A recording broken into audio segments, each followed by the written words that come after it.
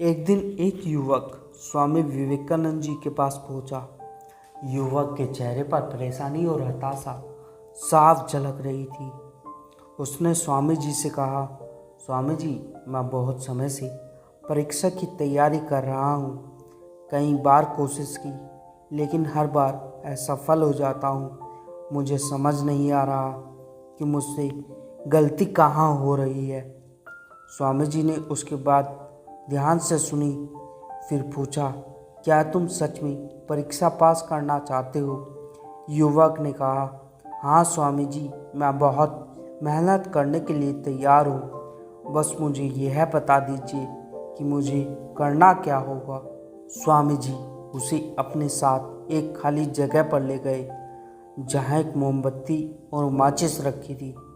उन्होंने युवक को एक मोमबत्ती दी और कहा, इस मोमबत्ती को जलाकर यहाँ से थोड़ी दूर पर खड़े उस पेड़ तक लेकर जाओ, लेकिन ध्यान रहे मोमबत्ती बुझनी नहीं चाहिए। स्वामी जी यह कहकर वहाँ से चले गए। युवक ने माचिस से मोमबत्ती जलाई और धीरे धीरे मोमबत्ती लेकर पेड़ की ओर बढ़ने लगा। रास्ते में हल्की सी हवा चली, जिससे मोमबत्ती की लौ हिलने लगी।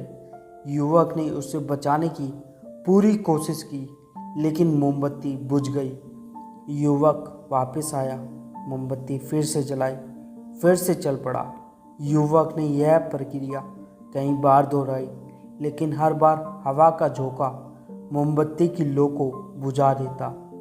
आखिर में थका हुआ युवक हाथ में बुझी हुई मोमबत्ती पकड़े वापस चला आया और निराश होकर बोला, स्वामी जी, मैं इसमें भी असफल रहा। स्वामी जी ने युवक से मुस्कुराते हुए कहा, क्यों, तुम्हें बस मोमबत्ती जलाकर थोड़ी दूर ही तो चलना था।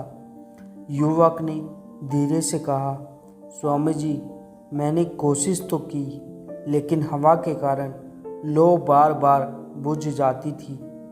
स्वामी जी ने कहा, यही तो तुम्हें समझना है कि तुम्हारा मन भी इस मोमबत्ती की लौ की तरह है, और चारों तरफ की हवा ध्यान भटकाने वाली आदत है। जब तक तुम इन आदतों को वश में नहीं करोगे, तब तक ध्यान की लौ बुझती रहेगी। ऐसे ही जब तक तुम अपने लक्ष्य पर पूरी तरह ध्यान केंद्रित नहीं करोगे, तब तक तुम अपनी मंजिल तक नहीं पहुंच पाओगे। इसलिए मन को एकाग्र करो और जो काम करो उसमें पूरी तरह डूब जाओ। तुम्हारे प्रयास जरूर सफल होंगे। और याद रखो, सभी तरह के ज्ञान का मूल तत्व ध्यान है। इसलिए कुछ भी करने के लिए तुम्हें एक जगह ध्यान लगाना तो सीखना ही होगा। तुम जैसी आदत डालोगे, वैसा ही मन होता जाएगा।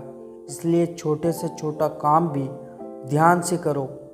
ऐसा करने से मन का स्वभाव बदल जाएगा, फिर तुम्हें सफलता जरूर मिलेगी।